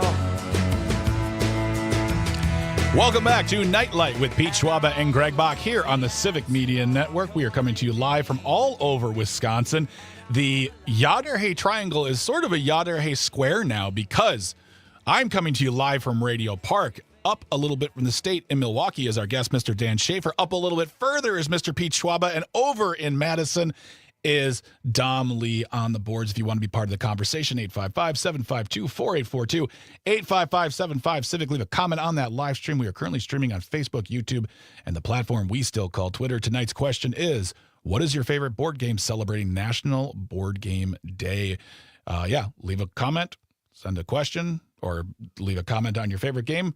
Any way you want, whether you call, text, leave it on the Civic Media app or on the live stream. But we are talking to our friend Dan Schaefer, the founder of the Recombobulation Area and multi-award-winning outfit. Their big 414 Day sale is going on tomorrow in celebration of 414 Day, Milwaukee Day. And Dan, before we went to the break, you wanted to talk about the history of 414 Day. You're going to be having one of the creators at the show tomorrow, but it has been around for now, almost 16 years tomorrow, right? Yeah, that's right. So Andy Silverman is one of the folks that founded Milwaukee Day. He's has a wonderful, terrific guy. He and Brent Godey and Tim Gable put together this holiday a number of years back, and it kind of started as a joke. Almost to say that, hey, 414, this is Milwaukee Day, but it has grown into this whole citywide celebration that there are events all over town. There are mayoral proclamations. There are all sorts of different things happening all over the city with in conjunction with Milwaukee Day. And I think it really comes at a great time of year for Milwaukee too, because we're finally emerging from winter. We're starting to get, all sorts of like summer concert announcements, all sorts of fun stuff like that. We're looking ahead to Summerfest. We're looking ahead to Brewer games getting started and all of that. And I think it's just a great time of year. It's a hopeful time of year for Milwaukee, right? And we've got the great Milwaukee summer right around the corner. So I just think it's a great time for this city to have this goofy little made up holiday and have it's just, I think it's just the spirit of it is so wonderful because it's just like, you can just do things. You can just come up with a holiday and you can do that in a city like Milwaukee. And I was thinking about, I was getting some stuff together for some of our promotions tomorrow too, and the Recombobulation Area, the actual one at Mitchell Airport is like that too. I actually did some research on the origins of the Recombobulation Area in conjunction with Milwaukee Day, and the former airport director Barry Bateman just decided to do it, and it's just there is that spirit of just like creativity and silliness and a little bit of whimsy that comes in with Milwaukee, and you can just put up signs and have a Recombobulation Area at the airport and just notice the date on the calendar and, hey, say we're going to make that a holiday. And I really love that spirit about this city, and I'm excited to celebrate it tomorrow at Anodyne in Walker's Point. I got to tell you, Dan, I first heard about Milwaukee Day a week ago. It's already above Arbor Day on my list of holidays. It's that, I think it has that much potential. You're right, though. It's so cool. Trees. Take that, trees. We got to work with our tree brothers and sisters, actually. I didn't mean to start something there. Maybe that's a new holiday. But you've got a really cool bonus tomorrow during your event that you're going to be giving away something. And please tell us about that, because that's pretty cool, although hopefully it'll be after. Well, go ahead and tell us about the bonus, then we'll talk about Yeah, we've got a couple things to give away with at the event as well. We've got a pair of Brewers tickets Nice. for an upcoming game. I believe it's a Saturday night game when they're giving away a windbreaker, so you're going to want to get those tickets for that one.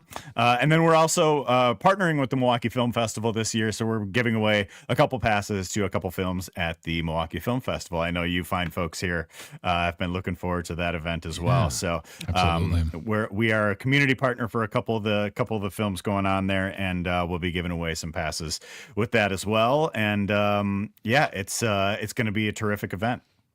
Love that. Love it. I love the baseball giveaways. I love a windbreaker. Who doesn't love breaking wind? Seriously, it's just wonderful. I waited to say that joke, by the way. That I let that just on that one. Let that faster. I wanted to say really quick. Until I met, I always knew what the Recombobulation Area was, like as far as like the airport, and I've seen the sign dozens upon dozens of times, but it wasn't until I met you and saw the work you did with the Recombobulation Area. Because what happens is people will take pictures of that sign and at you, usually on Twitter. I'll see it on Facebook, but you're kind of like their North Star when they get to that. And you always respond. It's always lovely. But I didn't know until like 2 years ago that not every airport had that sign. I thought every airport had a recombine. I thought that was an FAA term that everywhere else. And I'm like, wait a minute. I'm in D.C. Where's the recombobulation sign? And then I came to the realization, only Milwaukee has it. That's right, baby. It is a uniquely Milwaukee thing, and that is part of what I love about it too. Yeah, no place else has a recombobulation area. Maybe that's why so many other cities are so discombobulated, because they have no place like we do in Milwaukee to really piece yourself together and make your way to your destination and all of that. And I just love the way that Milwaukee has kind of celebrated it, and it's become part of like the vernacular in the city for the recombobulation area and the uniquely Milwaukee thing that it is. And it's just very silly, and it's got some good wordplay. And, if anything else I get wrong over the course of the recombobulation area in my, my political opinions or whatever else might be, I think I've got a little bit better batting average than most. But if I get everything wrong, I know I got the name right. I know I got the name right. There you go. Love that. Love that. Check out Dan Shaver is our guest, the multiple award-winning host of the Recombobulation Area and founder of the Recombobulation Area, but not the one at the airport. Don't get confused, folks. But check out Dan online. You can follow him on Twitter. He's got a great event coming up tomorrow to celebrate 4-day. He's going to be at Anodyne Coffee in Walker's Point. And did I say something? You froze. It froze for a moment. We lost you. We lost you, Pete. You were briefly discombobulated, but then look, I'm here. Boom. I might not be. If you weren't here, I wouldn't be back right now. So that worked out really well. The cost is free, though, and you can RSVP on Facebook. And what can people expect? And are you expecting a crowd when you broadcast from there? And if so, what are we looking at if people want to swing by? Yeah, we've held events, live podcast events at Anodyne Coffee before. They've been terrific hosts for us, and it's a great place. If you're going out to I know there's some like live music and stuff like that in Milwaukee tomorrow night for Milwaukee Day as well. So I think this is a good happy hour. Just come hang out, just talk with us for an hour in the early evening, and we'll get a bunch of people there. Myself, Angela Lang, and Matt Wild from Milwaukee Record. Matt has a great series at Milwaukee Record called Mandatory Milwaukee, and I think we're going to be talking about some of the Mandatory Milwaukee articles that they've written over the past year. Some just quintessential Milwaukee things that we'll enjoy bantering about. And I think with Angela there as well, we'll have a little opportunity to get into some politics too, talk about the talk about the political universe and how things are in Milwaukee right now, what we're looking forward to for the rest of this year. There's going to be some news tomorrow to talk about with this potential special session on banning gerrymandering, which as you may know, is an issue that I'm particularly passionate about. We just had the spring election last week, so we're gonna have to get into some politics. But most of the day, most of the program, most of the podcast will be focused on celebrating the city that we love. And one of the things that we have made a priority at the Recombobulation Area since we launched it has been not just to try to provide a new option for some independent journalism here in the city, but also to build community. And that's one thing that's been really important to us. And events like this, we are started as a subscriber funded publication, and it is because of those people who subscribe to our publication that we are able to exist at all and do the types of things that we do. So we always want to give people an opportunity to join in that community together with us at events like this in Milwaukee. We did a podcast before the RNC a couple years ago. We did a live event there with Milwaukee County Executive David Crowley a couple years ago, and we're really excited to be having this conversation at Anodyne tomorrow evening. So be there at 5:30. We'll get things started at about 6. Get yourself a coffee. I think they got a couple other adult beverages on the menu as well, if you want to celebrate Milwaukee style with a River West Stein or something like that too. And we'll have a great time. I don't want to end this on a sour note, but I don't also know your feelings on this. We've got about 4 minutes left. Really quick thoughts on the Bucks, news with Doc Rivers. Does it give you hope for the next season? What are you feeling with all this news coming out of the Bucks organization? I'm certainly excited that Doc Rivers is no longer going to be the coach of the Milwaukee Bucks.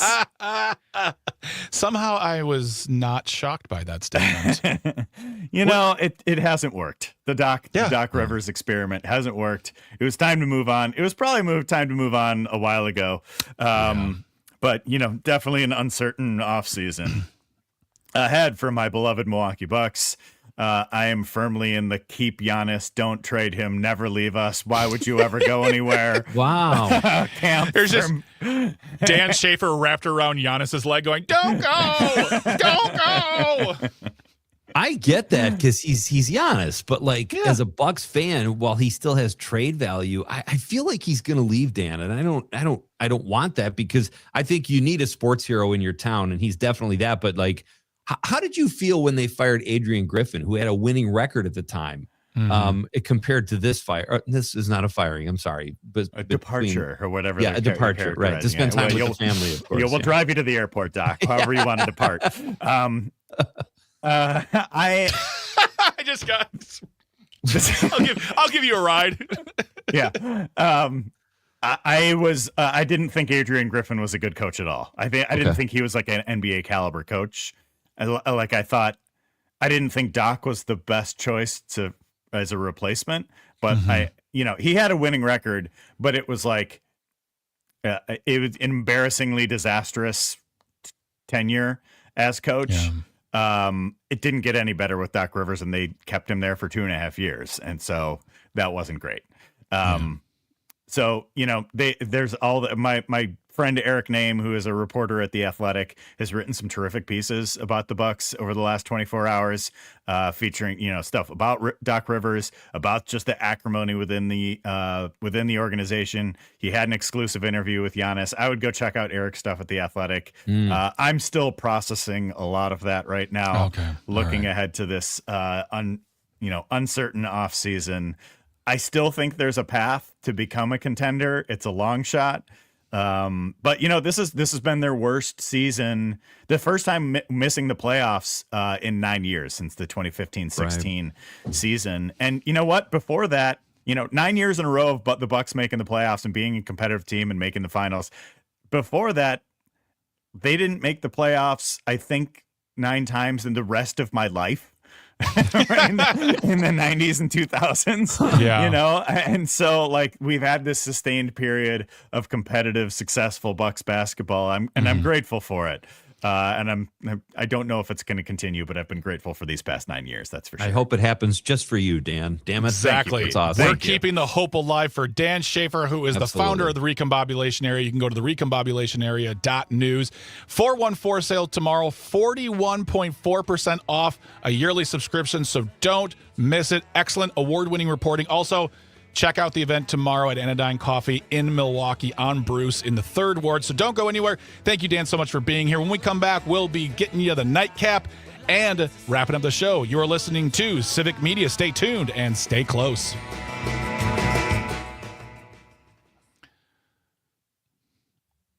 was close, but thank you, Dan. Awesome, thank you, Dan. Thank you. Thanks, fellas. That was fun. Yeah. Thank you, buddy. Good luck tomorrow. Break a leg. Yeah, have a blast. Tell Angela I say hello. We were actually going to try to go to Laughing Liberally last month, and I saw you. I'm like, oh, and then I was out of town, so I couldn't. But she'd be a blast to go with that show, and I think she's been the interviewee for that that program as well. Yeah, it was a fun time. We had a good time. Yeah. It was a good one. Good. Well, thanks again, guys, and appreciate you plugging the event, and of course, and always good to see you guys. Fantastic. Wonderful to see you too, buddy. Take it easy. Anything in particular I need to do to get out of the room, leave studio, uploads, whatever, that kind of stuff? Just hit that little red orange button at the bottom of the screen, and then you're good. All right, good stuff, guys. Thanks again. Take it easy, Dan. Have a good day. Bye. I think we got 6 or 7 texts on Facebook. We should be able to jam through those. Okay, cool. And then we got one comment on the live stream. One comment on live stream. And then someone texted as well. Someone else texted. Oh yeah. Someone Who would that be? Who else? Rebel. Oh wait. Okay. Yeah. I just saw that one. God, no. Wait. Oh, this is. I don't understand this. I was referencing the last text. What? No, there's someone important to me that texted in. No. So. Yeah. Wait, what, Pete? Oh wow, maybe we're all wrong here. My mom texted in. That's what I thought. That's what I thought you guys were talking that's about. What I'm talking about. That's what I'm talking about too. Yeah. So the 262 one that just says Scrabble. What was your take on that, Tom? Oh, I didn't see that one either. Yeah, that was so we a have new one. two there, Two. and I don't. Yep. And I don't have. So none any. of us know what the hell we're talking about. That's I refreshing. knew what I was talking about. I did too. I did know what I was talking about. Yeah, we have two on the text line. I barely ever know what I'm talking about, but in that moment, I was positive. Don't rob me. Don't rob me. Don't rob me. Dan Schaefer's awesome. Yeah, Dan is really good. That's so funny because we used to fly into Milwaukee and out of Milwaukee so often because you could get direct flights to L.A. And I never noticed that recombobulation. I never noticed that. Oh my God, you could have flying. So stupid flying. Oh, I'm not a fan either, dude. If I never fly again. I just, happy. I wish I had train money. I would totally take the train all over the country Same. if I could. Yeah, and absolutely. I I wouldn't mind if it moved a little faster. High speed would be great, but I just wish I had more, more patience for a road trip. When it's like, oh, we got a 21-hour drive. I'm like, oh no, can you just knock me out unconscious for 20 of those hours? Yeah, once it hits that 5th hour, I'm done. Yep. I'm out of it. Yep. Did you drive a lot for stand-up, Greg? Is that not as much as some? Okay.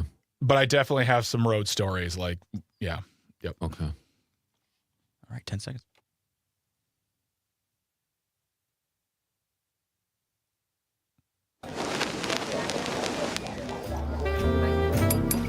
It's time to wind it down.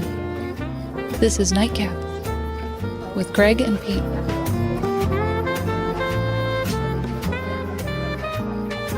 Welcome back to Nite Lite with Pete Schwaba and Greg Bach here on the Civic Media Network. You can always get in touch by calling or texting. The number is the same, 855-752-4842, 855-75-CIVIC. Leave a comment on that live stream. We are currently streaming on Facebook, YouTube, and the platform we still call Twitter. You still have some time to let us know your thoughts, your favorite board game in celebration of National Scrabble Day. I said National Board Game Day the other hour or earlier. I was knew wrong. what you meant. National Scrabble Day. What is your favorite board game? Let us know. And you also, if you haven't already, still have an opportunity to text in the word ACTION, ACTION, for your chance to win an all-access pass to the 2026 Milwaukee Film Festival. Text that in now, whether it's for your phone or the Civic Media app. But that is your opportunity in 2 more days of contests, and then we'll pick a winner. But again, the word is ACTION, ACTION. Good luck. Tomorrow, very excited about our show. We are going to be speaking to Donald Chi, who is a professor of oral health sciences at the University of Washington. He's going to be talking about the bad ideas behind Secretary of Health RFK Jr.'s crusade to ban fluoride from drinking water in the U.S. because it's got a lot of conspiracy theories backing it up. And then welcoming back to the show, and I didn't know this, Dr. Susan Kearns. She is in charge of the Milwaukee Film. She's in charge of Milwaukee Film, talking to us about the film festival starting this Thursday, the 16th. I didn't realize she was a doctor, but she will be returning back to the show to talk about the film festival. So that'd be very, very exciting. So don't go anywhere. She took out Stick my around. Gallbladder on one of her visits here. Really? So, Oh my yeah. gosh, she's so talented. One of those She's things, just, you know. She can talk about Fellini, then she can also be like, get me that scalpel. Is there a doctor that knows a lot about movies in the house? And luckily she was here. So Well, actually, sir, I like to watch film. Although I do like it when old people call it the pictures. They're like, back in my day, we would go see the pictures. let's go see a picture. Dom, speaking of the question of the night, do we have any leftover text messages that we weren't able to get to yet? Yes, we do have a few.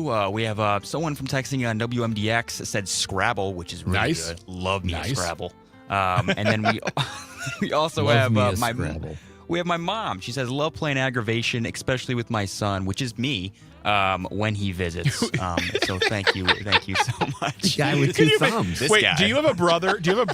I Dom? do. Yes, I do. Have a I brother. just like the idea, just like with my son, and he was like, "It's not you, my other son who visits more."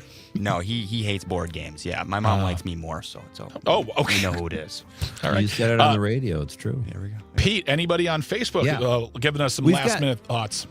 Yeah, our pal Rich Tallarico from Nice. Key and Peele, who's an awesome guest. We got to have Rich back on. He says, favorite Scrabble word. I think I understand this, but I'm not 100% sure. CWM. I think he's using a letter in there, but I don't know. Let's just skip it. Tim Joyce on social media says, actually, Scrabble. Okay, Tim, that's good. Dan Fine on Facebook, a family friend, says, hey, Pete, what was the game we played that you had to write down the meaning of the really long, obscure word and hand it over to the person who needs everyone's definition? That is Balderdash. If you guys haven't played it, highly recommend it. He says that was my favorite game. Otherwise, categories, Othello, Stratego, Scrabble, Trouble, Monopoly, Jenga. Sorry, we're all fun games. You know, all of them. Yeah, they're all great. I like a game where it's like 2 against 2 and you have to like use boards and like, draw things. That's also fun. Jenga's Is that fun, though. Pictionary? I love Jenga. Oh, Jenga's awesome. Pictionary, but I feel like there's like, isn't there like also like, or there's win, lose, and draw, or I think Taboo does. Don't you draw in Taboo or something? I don't remember. I don't remember. I was too busy playing. That's a good one too. Vince Moranto says it's a toss-up between Chutes and Ladders and Candyland. Okay, thank you. Hey, sometimes you gotta relax. No right or wrong answers. And Trumpet Joe on the live stream says Risk or Monopoly are the best. That works for me too. Tim Baker says a Ouija. Kind of creepy. Love it, Tim. Thank you. Sean Boyce says Risk or Monopoly, which is an interesting game, and that you only type that with you left hand. I don't understand. Some of these people who get in touch with us just say interesting things.